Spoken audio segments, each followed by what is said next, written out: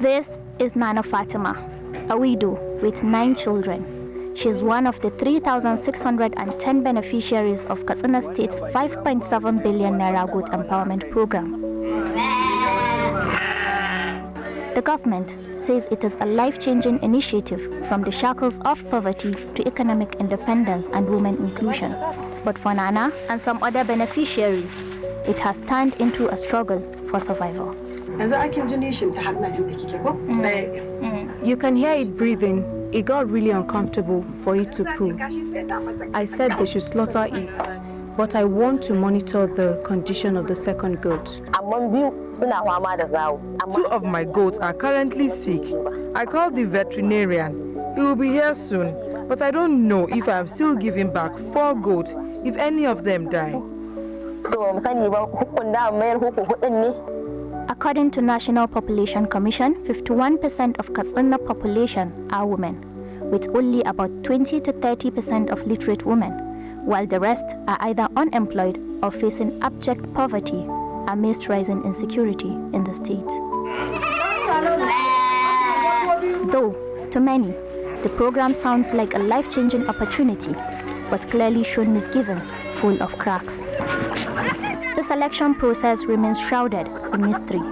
Politicizing every opportunity in government program has been making it unsuccessful. I heard of this from Mashi. Someone worked it out for me. Usman Osi. Yes, I am related to Usman Osi. Osi, I am one of his relatives. I know Abubakar Sani. The questions are, how were these women selected? What is the criteria for selection? Imams of the 2 most recognized Islamic sects are members of the committee from the Izala and Darika. And then we have the councillor representing that ward. So this committee is saddled with responsibility of selecting the beneficiaries. Launched in November last year, the KSDP aimed at empowering communities through grassroots development. But for many beneficiaries, the reality has fallen short of this mission. Even for those who receive the goods, the challenges are overwhelming. Many beneficiaries can barely feed themselves, let alone their livestock. And the pressure to return 4 goods to the government in just 1 year adds to their stress. And with sick goods dying, the burden only grows heavier. But the question is, in a 21st century society driven by technology, innovation, and digital economies, will an empowerment of 4 goods to 3,610 women be considered as the best use of 5.7 billion naira in empowering citizens, or do they deserve better? In fact, we have even started in some of the wards, training them, pulling them together, giving them the necessary what to do on goat rearing. Each goat distributed under this program cost the government 144,000 naira. Yet in local market, a goat of that size sells for just 30 to 40,000 naira. This staggering difference raises serious questions. It's not a scandal. What do you mean by a scandal? But many people actually. Yeah, because they don't understand the whole concept of the program. We are trying to empower people. We are trying to make people viable. We are trying to make people to do something that will earn them livings.